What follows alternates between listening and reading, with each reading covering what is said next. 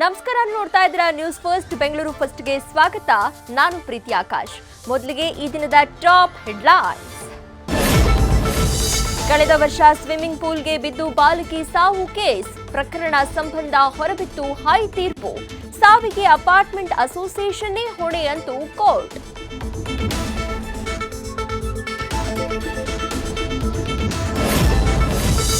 ನಗರದ ರಸ್ತೆಗಳಲ್ಲಿ ಗುಂಡಿ ಗಂಡಾಂತರದ ಚಿತ್ರಣ. ನ್ಯೂಸ್ ಫಸ್ಟ್ ರಿಯಾಲಿಟಿ ಚೆಕ್ನಲ್ಲಿ ಗುಂಡಿಮಯ ರೋಡ್ಗಳ ಅನಾವರಣ.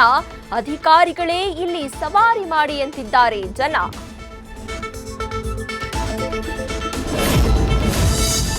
ಸಿಲಿಕಾನ್ ಸಿಟಿಯಲ್ಲಿ ಸೃಷ್ಟಿಯಾಗಿದೆ ಹೂಗಳ ಸಾಮ್ರಾಜ್ಯ.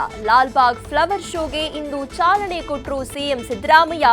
ಹೂಲೋಕಕ್ಕೆ ಕಾಲಿಟ್ಟ ಜನರಾದ್ರೂ ಫುಲ್ ಫಿದಾ.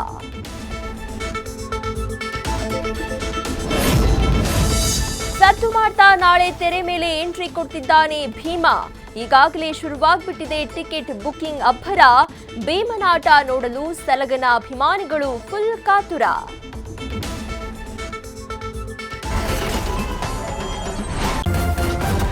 ನ್ಯೂಸ್ ಫಸ್ಟ್ ನಿರ್ಭೀತಿಯಿಂದ ನಿಮ್ಮ ಪರವಾಗಿ.